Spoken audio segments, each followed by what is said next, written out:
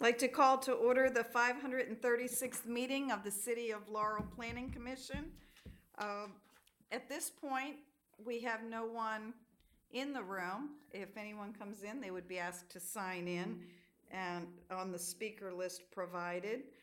Before we get started, I would like to welcome the new city administrator and the executive officer for the City of Laurel Planning Commission, Marty Fleming.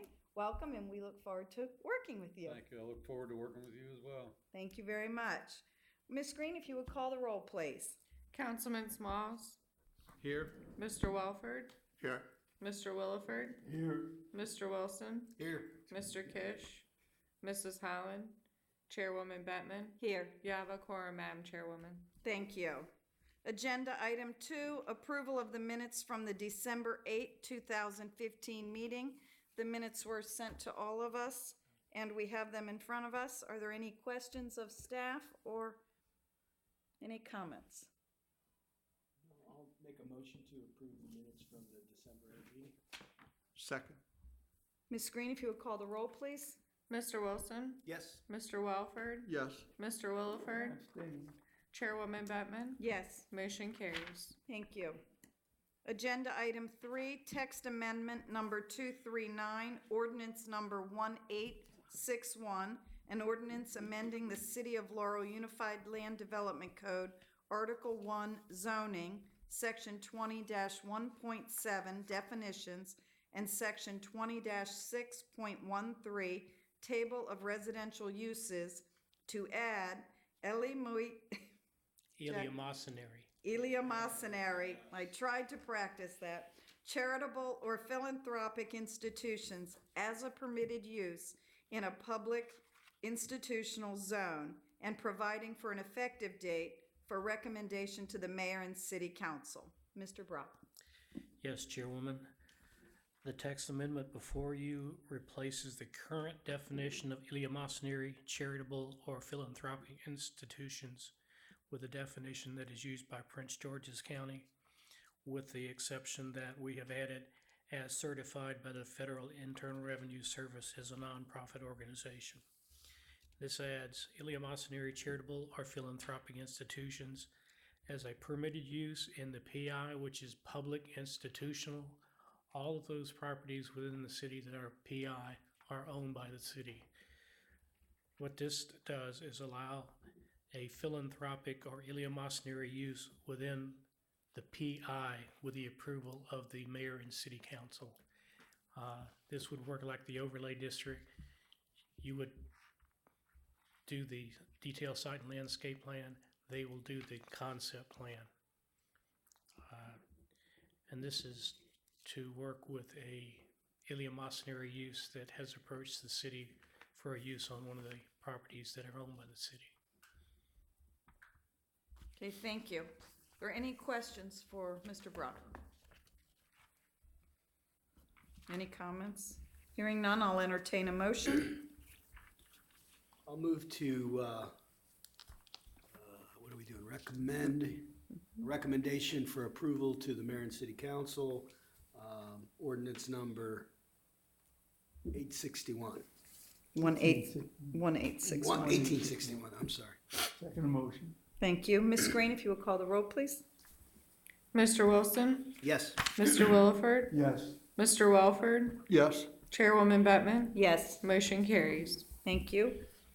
Agenda item 4, text amendment number 240, ordinance number 1862, an ordinance to amend the Unified Land Development Code, Section 20-7.8, table of commercial uses, in Section 20-22.72, special exceptions to permit certain state licensed premises of a licensed dispensary of medical cannabis in conformance with Maryland state laws, and providing an effective date for recommendation to the mayor and city council. Mr. Brock?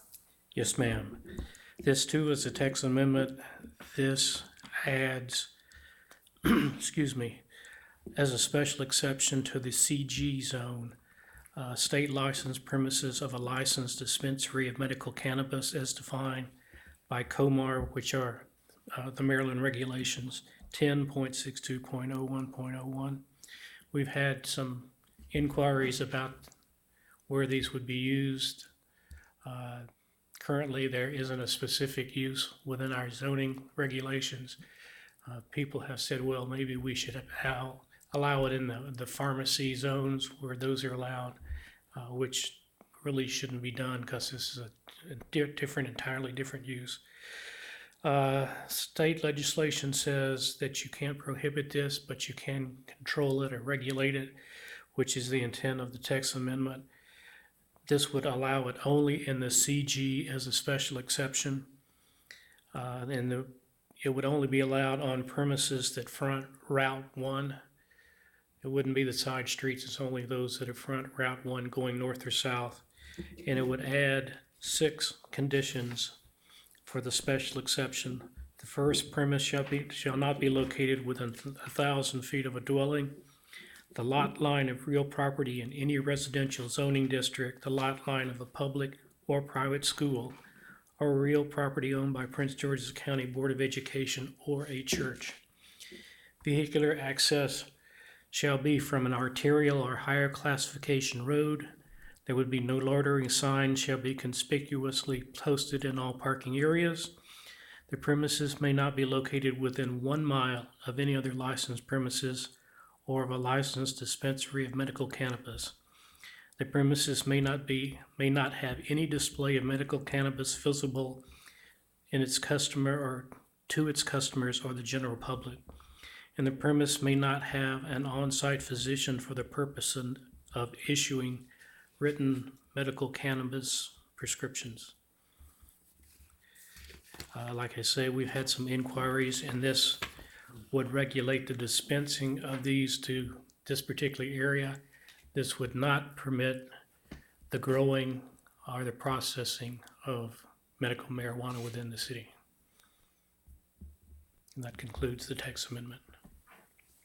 Any questions? Yeah, Mr. Brock, so the only arterial we have is Route 1, 198, and 216 don't count?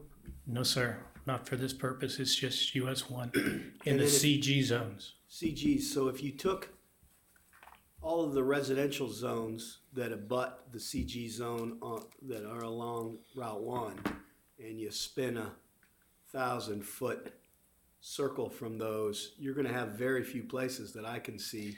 That's correct. Well, they can't be within 1 mile. I was gonna ask Well, the 1 mile city of- limits. Of each Right, of each but, one, but like you look at my street, Laurel Avenue, we abut Route 1, but our residential zone goes within, what, 200 feet of Route 1, and if you think 1,000 feet, that's gonna consume a big chunk of Route 1 that would be prohibited based on this. That's correct. So I would imagine if you went through drew all the circles, there's only probably a couple places along Route 1 where it would fit.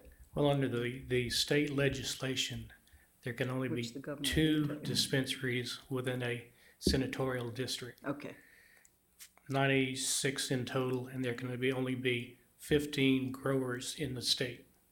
So that limits it a great deal, and this would limit it farther. Okay. and,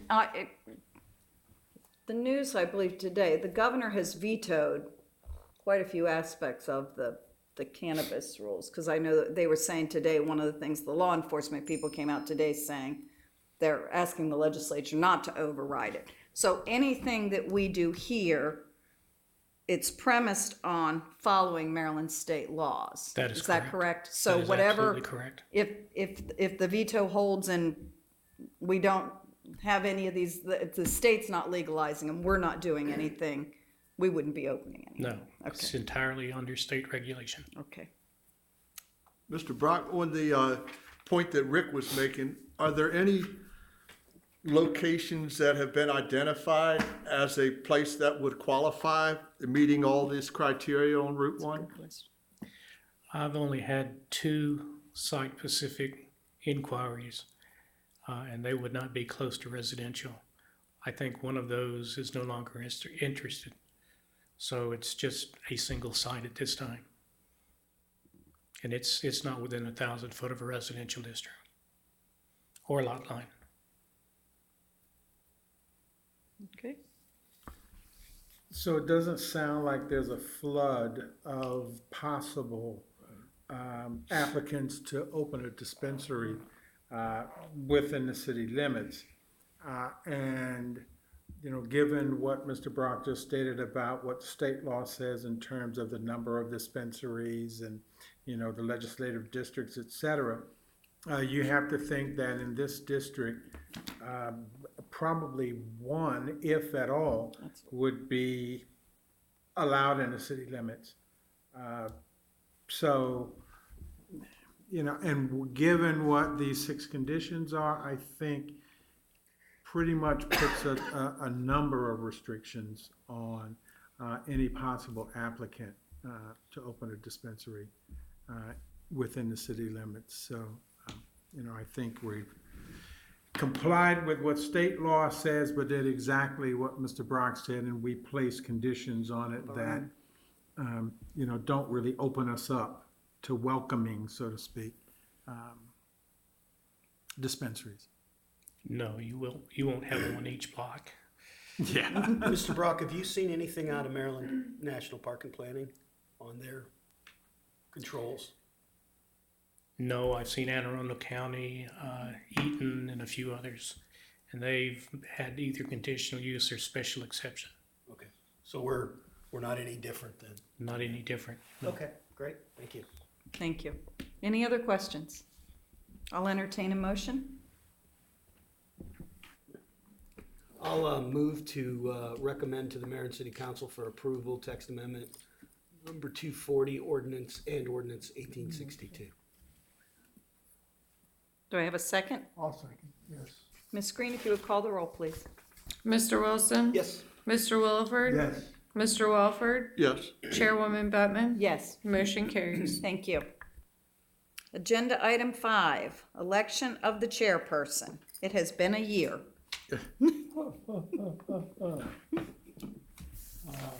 Any discussion or?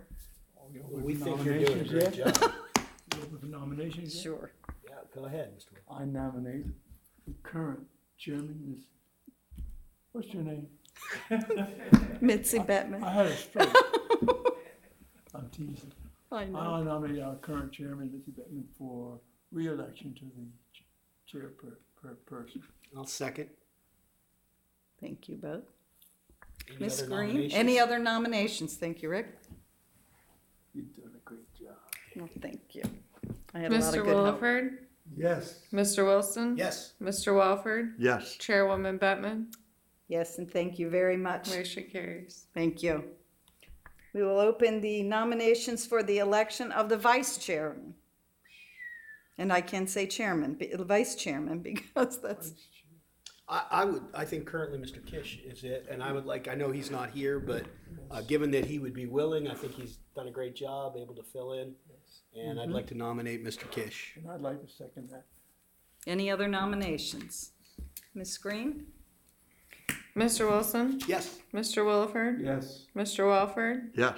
Chairwoman Bettman? Yes, Motion carries. thank you. Thank you. This meeting is adjourned. 13